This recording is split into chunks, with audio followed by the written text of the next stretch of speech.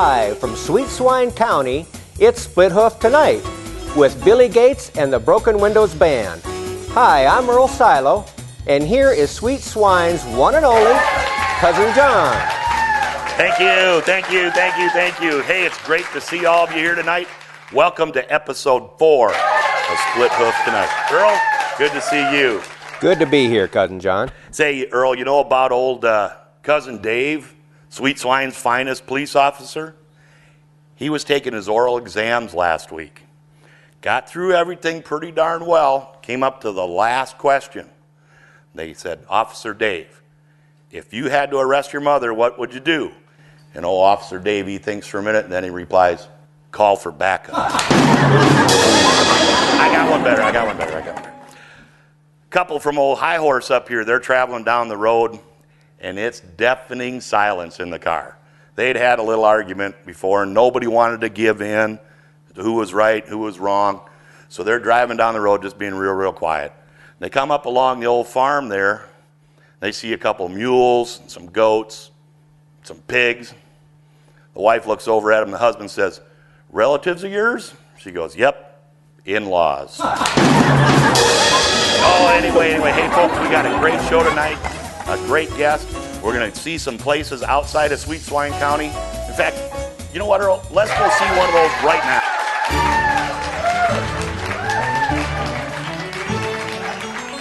Hello there, I'm Lady Dot from Spottingham, England.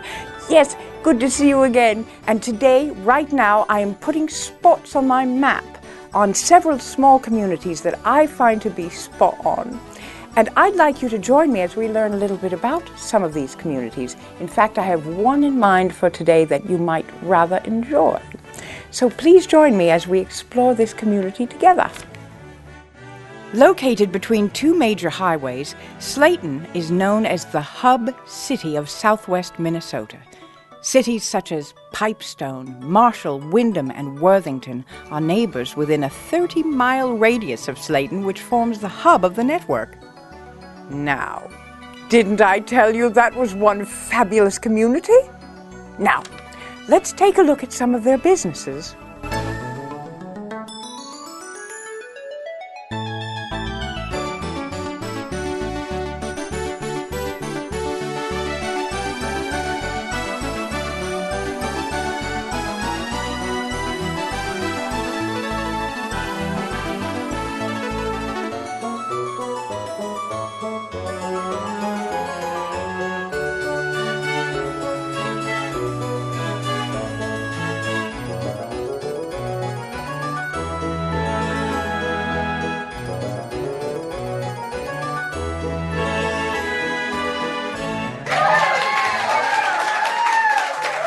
Thank you. Hey, and thanks to Billy Gates and the Broken Windows Band. Say, Billy, are you ever going to play anything else? Different song? No, Cousin John. Okay. So, Earl, hey, what do you think of the new set? My new desk, new chairs, all that stuff? Let me tell you what, no expense was spared. This is a professional operation here. A new set. Are you that oblivious you missed that? Earl, you need to go to the Humane Society and adopt yourself a dog. And name it Clue. Then, well, you're going to have one. Okay. Now I get to looking around here. Where's that hogger at?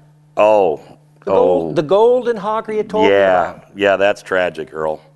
I tell you what, last Sunday, that darn sheriff from up in Martin County, he sinks a putt, impossible putt. 3 breaks around the corner, up the hill, down the hill, run. I don't know how he did it. Took her away from me. And took a lot of dough along with it. Tell you what, there was just about some tear stains on those dollar bills coming out of my wallet. We do have some good news, Earl. Your little segments, Earl Steps Out, they've been a hit with the audience. Have you got one ready for us tonight? I sure do, Cousin John. And would you like to do me the honor of introducing it? Oh, I'd be happy to. Ladies and gentlemen, Earl Steps Out! You know, I am really excited. I've been taking some notes down here, getting ready. I'm so excited of what I'm going to do here. Coming up, I'm going to go to Blooming Prairie, their 4th of July celebration. Now, Blooming Prairie, that's up in Steele County. Yep. Over there by Austin, between Austin and Owatonna. And each year, Blooming Prairie, they've only got about maybe 2,000 people at their town, but they host the largest celebration in southern Minnesota, what they call their old-fashioned 4th of July celebration. And you know, Cousin John, I'm glad that we weren't around about 100 years ago over there, because in the early 1900s, the 4th of July celebration would start somewhere around 4 a.m. with around 100 guns being fired off. Now today, there's about 35,000 or more people that actually come to Blooming Prairie. No kidding. Yep. Wow. The #1 destination for the 4th of July family entertainment. This year's events take place on Saturday and Sunday. That'd be the 3rd and the 4th. Now, both days include bingo, the high school moonwalk, and amusement rides. Saturday's filled with a children's pedal tractor pull, Ironman obstacle challenge. They've got a puppet show, a magic show, a watermelon seed spitting contest. Ooh. Yeah, there'll be lots of food with a pie and ice cream social. The taste of Blooming Prairie food stands and other concession stands. Pie and ice cream social. You know the only thing better than pie? More pie. Is more pie. Now the 4-Word Followers gospel group will entertain in the evening, followed by a teen dance and an adult dance. On Sunday, the Lions Club holds a breakfast. There's an awesome Blossom Run, the Sweet Rides car and bike show, miniature golf, a fine arts crafts fair, a horseshoe tournament, tractor pull, antique tractor show, kids races, kickball tournament, and a hog calling contest. Holy crap, they're going to do all of that in one weekend? Yeah, yep. Wow. And there's a parade. It starts about 2:30 and lasts until about 4 o'clock. There's about 100 units in this parade, which makes it one of the largest 4th of July parades in southern Minnesota. They've got a beanbag toss tournament and live entertainment that follow the parade. Wow. And of course, you know what 4th of July celebration would be complete? That's right, without fireworks. That starts about 10 o'clock on Sunday at Victory Field. For additional information about this great family-oriented celebration, you can contact the Blooming Prairie Chamber of Commerce at 507-583-4472 or... Hold on.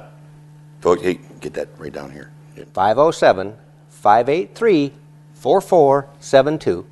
Or you can check out the Blooming Prairie website at www.bloomingprairie.com. Excellent. And so well, thank you, Earl. that's what I'm planning on doing. So, let me ask you this. So you're actually planning on going over there to this? Yeah, I'd sure like to. Okay. Yeah. Because, you know, you've told us about 3 other places. And have you gotten out of the county and got over to those yet? Well, I headed that way. And how far did you get? County line. Yeah. Yeah. You know, Earl, I went on psychologytoday.com and looked up a couple things. I'm trying to figure out just what is wrong with you. As far as there's something like they call it agoraphobia or something like that. The biggest thing, Earl, you got to admit that you got a problem. No, I don't have a problem. Earl, you are so far in the closet with this problem, you're finding old Christmas presents. Can we maybe get you over and see Dr. Cornell, and he could maybe work you through this thing? And because, you know, we talked about those turtle races, that other one, and this fireworks and this big parade. I'd like to get over there and see some of this stuff. I'd like to have you go along with me. Well, maybe if you drive. All right, then. We'll take the Cadillac. Earl, another great job. Folks, that was another episode of Earl Steps Out! Earl, that was a great report. Thanks. Now, ladies and gentlemen, gives me great pleasure. I want to introduce our guest. She comes to us from the county of Olmsted in the little town of Eyota. Ladies and gentlemen, I'd like to present to you Shannon Reuss. Thank you. Shannon, welcome to the show. Well, thank you for having me. So, over there in Eyota, what is the name of your business? Treefrog Treasures. So, tell us what's your specialty over there? Toy soldiers and military miniatures. Military miniature. What is a military miniature? Well, a lot of people, when they think of a toy soldier, think of one like this. Oh, yeah. Kind of cute. It's Yeah. not anything like them little green plastic army guys I had No, you had some when you were when I young. was a kid. That's Nothing like that. That's fancy. That's like made out of metal. That is hand-painted metal, yes. Wow, that's really neat. See the detail on that there. So, are there lots of different kinds of these? Yes, Things? there are wargaming miniatures. They're about that tall, and people actually play games with them. And role-playing, they roll the dice. And Kind of like the old Stratego type yeah, things? kind of like oh, that. Okay, and okay. they'll paint up hundreds of them and put them out on a big table. And then this is a more traditional glossy 54 millimeter. This is a 1/30th scale, and this is a matte finish. So 30 of these guys would make 6 foot, Well, sure, probably. yeah. Okay. Is there like a standard demographic of the people that collect these? Yeah, a lot of people who love history. This is a way to bring the history home. They might have a family member who was in the military at one point, or ancestors who were in the Civil War. The toy soldiers, you talked about the war games, but do some people just like make the diorama displays type things out of them there? Yeah, if you've ever seen a model railroad display where they've got the trees and the grass and everything, that's what people can do with these. Oh, so you've got like the trees and all Yeah, that kind of in stuff? fact, I brought one with to show. This is a winter tree. This is handmade in England. Wow. And people just set up the scene, and they can start with a base, and I believe we have some pictures to show the viewers of how those look. Where are these soldiers? You said this was made in England there, Yep. but are the soldiers and that kind of stuff all made there too? They or? are made from all over the world. These guys are from Argentina, Wow. and this is actually an Iowan company, William Britton. This is King and Country. They're out of Hong Kong. Earl, would you look at this canoe? Wow. Look at the details on that. That's a birch bark canoe.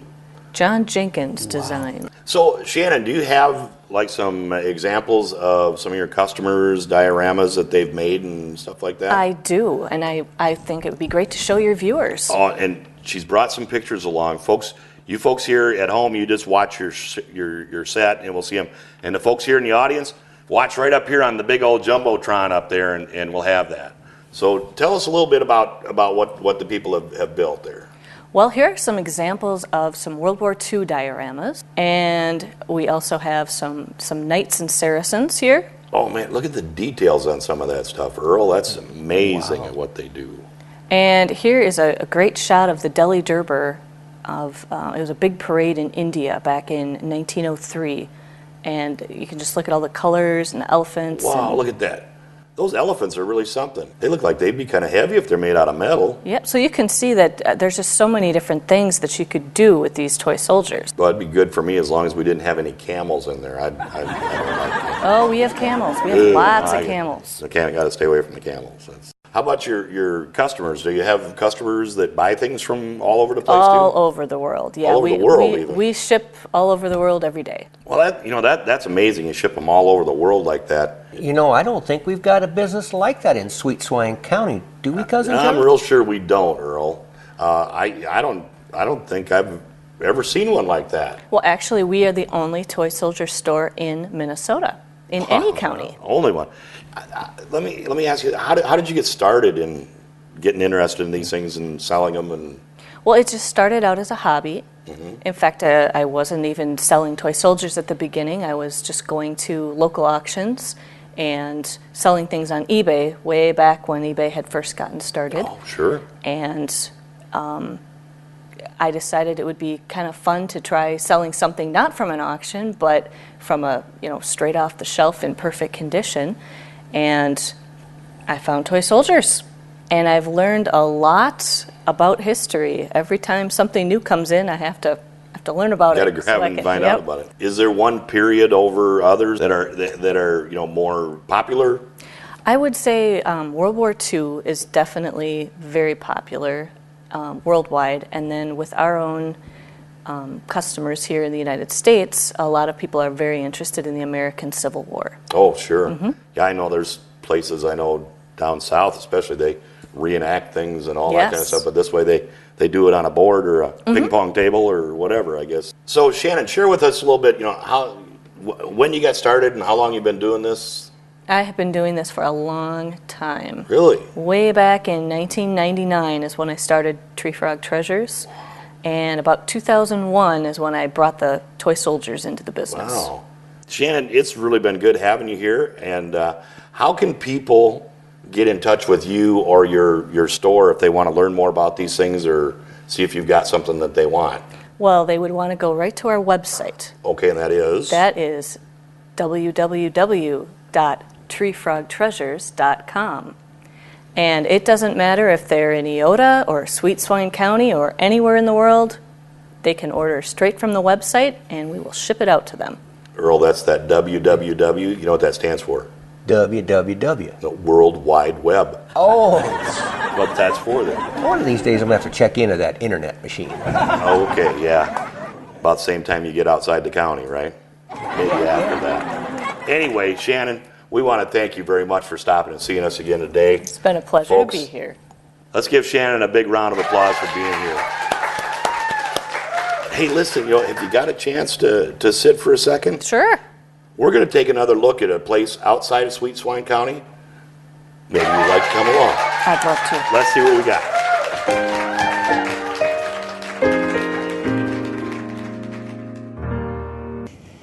What is a city without a library? Hello, I'm Carolyn the Librarian, doing research for a book I'm writing, Memoirs of a Librarian. As I think I've told you before, no big city library can compare with the coziness of the small town libraries in southern Minnesota. They provide so much of their rich history and commitment to their citizens and guests, providing information and entertainment. Today, we'll be visiting a library in Blue Earth Community Library. The first Blue Earth Memorial Library was built by William Ellery Channing Ross and dedicated in 1904 to the memory of his wife, Etta Chadburn Ross. In February 1985, the city of Blue Earth moved the library to downtown Blue Earth. The library is on one level and is handicap accessible. As part of the Traverse des Sioux library system, patrons have access to thousands of books from across the state, as well as those housed in their own community library. The library offers internet access through public computers, special story hours for children, access to old newspaper articles for genealogy or other research needs, and an impressive website where additional resources can be obtained. Driver's license exams are also offered at the library on the first, third, and fifth Friday of each month. A meeting room is available and can be reserved by calling the library. Printers and copiers are also available for everyone's use. The Blue Earth Community Library is located at 124 West 7th Street. It's open Monday through Thursday from 10 a.m. to 8 p.m., Friday from 8:30 a.m. to 5 p.m., and Saturday from 10 a.m. to 3 p.m. You may contact this library at 507-526-5012 or check their website at www.becity.org. Well, this has been a wonderful experience, and I hope you visit this library soon.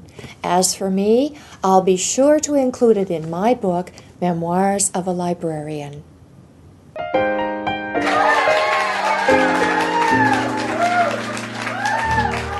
Well, now there was a nice little place outside of Sweet Swine County there in southern Minnesota.